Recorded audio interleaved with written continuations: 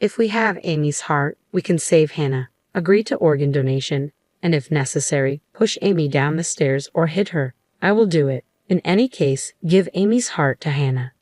My husband demanded, make your own daughter almost die to offer her heart for my niece. Facing his outrageous requests, I felt like I was losing my mind. David and I have been married for about 5 years. Our daughter, Amy, was born a year after our wedding. From the moment I was pregnant, David showed no interest in our unborn child. When I told him I was expecting, his response was an indifferent, "Oh, is that so?" Perhaps it was due to the hormonal imbalance caused by pregnancy, but I remember shouting at David, "Why aren't you happy?" We ended up in a fight. I don't think David hates children. After all, when my sister Sarah gave birth to her daughter, Hannah, David, who was my boyfriend at the time, was so moved that he held the newborn and cried. "Babies are so small," he said through his tears. The look in his eyes as he touched Hannah's soft cheek was full of love. Yet for some reason, David seemed to dislike Amy, his own daughter, even before she was born. When we found out the gender, and I told him, "It looks like it's a girl," all he said was, "Oh." When I asked if he would attend the birth, he immediately replied, "No." Even if he didn't hate children, I thought he might be afraid of becoming a father, and I tried to accept his terrible attitude. Then Amy was born safely. She was so lovely from the first moment I saw her, and her tiny hand grasping my finger was too adorable. But David showed no interest in Amy. When Sarah visited with Hannah, who was 2 years older than Amy, David only doted on Hannah. I always wondered why. Why wouldn't David ever hold Amy? Why did he always look annoyed when Amy came near him? When I confronted him with these questions, he always answered irritably, "I'm busy with work. I can't afford to spend time on the child." David was ambitious, eager to get promoted as soon as possible. He actively took on extra work, often secluding himself in his home office to write business proposals. Perhaps work was the most important thing to David. Still, I always wished he would consider his family first. It might be selfish, but I had always wanted him to watch Amy grow up with me. Amy started kindergarten and began lively playdates with her friends every day. It often felt like I was raising her single-handedly, but I found solace in making mom friends, which somewhat eased my loneliness. When I confided in my mom friends about David, one of them, a candid and nurturing woman, suggested bluntly, "Why don't you consider divorce? Raising a child should be a shared responsibility between spouses. Being busy with work isn't a valid excuse, especially when Amy is 4 years old already. I'm surprised you've endured this for so long. Delaying decisions might hurt Amy more as she grows older. So, if you're thinking about it, sooner might be better. I hope you don't mind my input." Her words resonated deeply with me. I had been contemplating divorce myself, but I struggled with the uncertainty of whether I could manage alone and the guilt of potentially depriving Amy of her father, even if he was neglectful. So, her advice wasn't unwelcome. Instead, it felt like a weight lifted off my shoulders, urging me forward. I decided to broach the topic of divorce with David. The night I resolved to do so after Amy had drifted off to sleep, David approached me with a startling request to give Amy's heart to our niece Hannah. David had delved into organ donation research and believed it feasible for a child to undergo a transplant with parental consent. To my surprise, I learned from David, not Hannah's mother Sarah, that Hannah suffered from a severe heart condition and had limited time left. "We must act swiftly to save Hannah with Amy's heart," David urged, visibly distressed. "I need a moment," I protested, my voice rising in disbelief. "What's happening?" While I empathized with Hannah, "Why is this news coming from you?" "Because Hannah is my daughter," David confessed abruptly. I was so stunned I couldn't find my voice. Nausea churned in my stomach. Even with David standing right before me, his head in his hands against the dining table, he felt strangely distant. "What do you mean?" I managed to utter, my voice quivering. David, visibly irritated, began to explain his tumultuous situation. It appeared David had harbored feelings for Sarah, a woman a year younger than me, for quite some time. He had even proposed to her once, but Sarah chose Kyle, now her husband. Despite Sarah's flirtatious reputation, she seemed to have restrained herself since being with Kyle. However, she had apparently been meeting David in secret frequently. David revealed that Sarah opted for Kyle over him because Kyle was a civil servant. With David earning less than the average worker, his financial prospects were bleak unless he received a promotion. His fervent ambition was to ascend swiftly in his career and win Sarah over from Kyle. Sarah is raising Hannah as Kyle's child, but she vowed that if I secured a promotion and began earning more, she would leave Kyle and join me, along with Hannah. Then why did you marry me? By marrying you, I can remain close to Sarah and naturally have more chances to spend time with Hannah. You married me for such a reason. I loved David deeply, but he never truly saw me. This realization filled me with misery and frustration, and David's words only exacerbated my despair. Amy isn't my child, is she? She looks nothing like me. She must be the offspring of some unknown man. Hannah's life holds more significance than Amy's. Amy's heart should be given to Hannah, David proclaimed callously. It felt like something inside me snapped. Whether it was my love for David or my patience, I couldn't say. But the man standing before me resembled a monstrous figure. I swear I haven't betrayed you. Don't compare me to people like you. Amy is undeniably our child. Yet you're right, Amy doesn't take after you. She isn't heartless or unreasonable like you. She's incredibly kind, I retorted, my voice trembling with a mixture of hurt and anger. David's angry glare no longer intimidated me. As a mother, my resolve to protect Amy surged within me. Recognizing the danger of remaining in that house, I made the decision to leave immediately, gathering only the essentials to avoid arousing David's suspicion, especially as he immersed himself in the project report crucial for his desired promotion to be with Sarah. I woke Amy from her slumber. She groggily asked, "What's happening?" Enveloping her in a tight embrace, I whispered, "Amy, we're saying goodbye to Dad.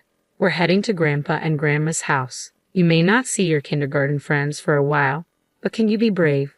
My urgency must have resonated with Amy, for she nodded in silent agreement, her voice laced with tension.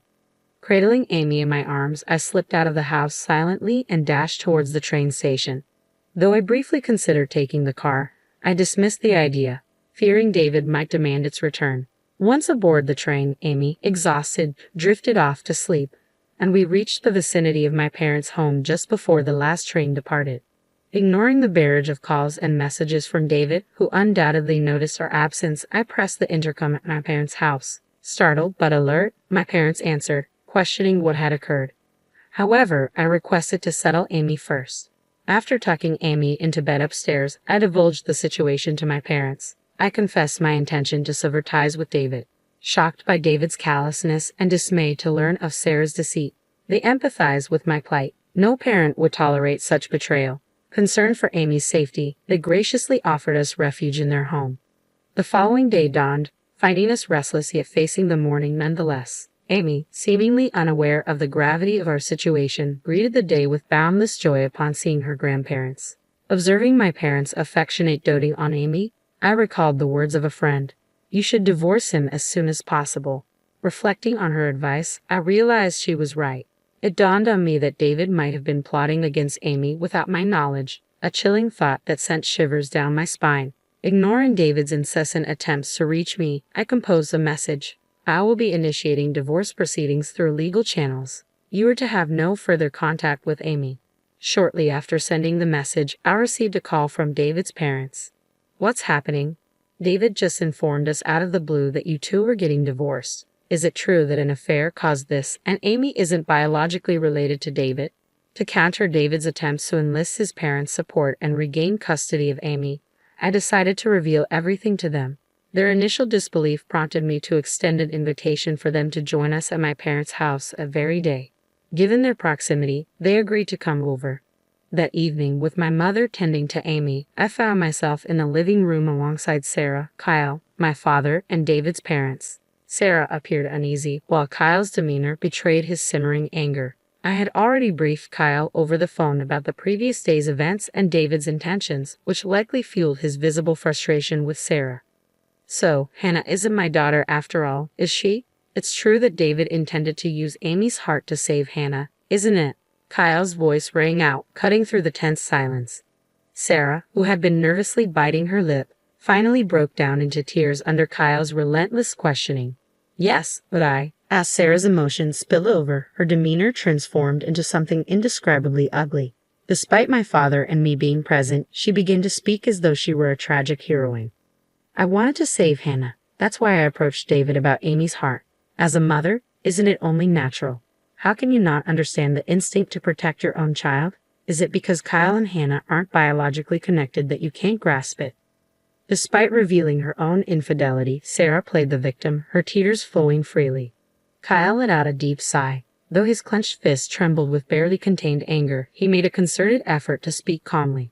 I've always loved and treated Hannah as my own daughter. When I learned that Hannah is Sarah and David's child, it was confusing, but my love for Hannah hasn't wavered. If there was a way to cure her illness, I'd do anything. But sacrificing Amy's life, to go to such extremes to save Hannah, you and David are beyond comprehension. Sarah, under the weight of Kyle's accusations, broke down into loud sobs. I'm so sorry. Watching my father offer a heartfelt apology to Kyle was gut-wrenching. David's parents, who had been listening in disbelief, joined my father in expressing profound regret to Kyle and me. Our foolish son, we deeply apologize. My father-in-law's voice quivered with remorse, underscoring the gravity of Sarah and David's transgressions. With Sarah's admission of her affair, the purpose of the meeting to ascertain the truth was fulfilled. As Kyle declared, I will divorce Sarah, and rose to leave, Sarah cried out, Wait, how am I supposed to go on? Who will pay for Hannah's treatment? Just as I heard a car pulling into the garage, a realization struck me. David wasn't supposed to be here. The thought of Amy's safety flashed through my mind, but David must have deduced that my only refuge would be my parents' home. As David intruded into our sanctuary, it dawned on him that his transgressions had been laid bare, evidenced by his parents' remorseful gestures towards Kyle and me, and Sarah's tearful embrace of Kyle. His flushed face drained of color in an instant, yet even amidst the tension, he had the audacity to inquire, Where's Amy? Without hesitation, I rose to my feet and delivered a resounding slap across his cheek. Hannah is blameless.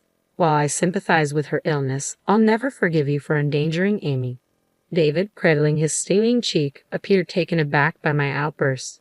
I had always considered myself a calm individual, unaware of the depth of emotions simmering within me. Fueled by a surge of anger, I found myself charging towards David. You're the only one guilty of infidelity. Amy is unequivocally our daughter. It's you and Sarah who have sunk to the lowest depths of humanity. Don't assume everyone is as morally bankrupt as you. My father's timely intervention halted my impulsive rush, allowing me to regain some semblance of composure. David, reeling from my verbal assault, exchanged bewildered glances with Sarah. Dislodged from Kyle's embrace, I stood alone, visibly shaken. David, I'm filing for divorce from Sarah. If you still wish to be with her, that's your choice. But know this, I'll never surrender custody of Hannah to monsters like you. Kyle's harsh, almost cursing tone seemed to instill fear in both Sarah and David. Consequently, they were expelled from their homes and disowned by their parents.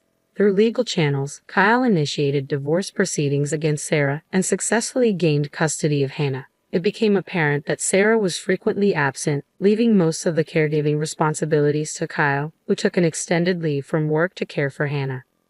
Likewise, I sought divorce from David with the assistance of a lawyer. In response, David sent a venomous text expressing his intent to marry Sarah.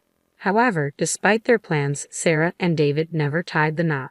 Their parents severed all ties with Sarah, leading to her eventual mental breakdown and hospitalization.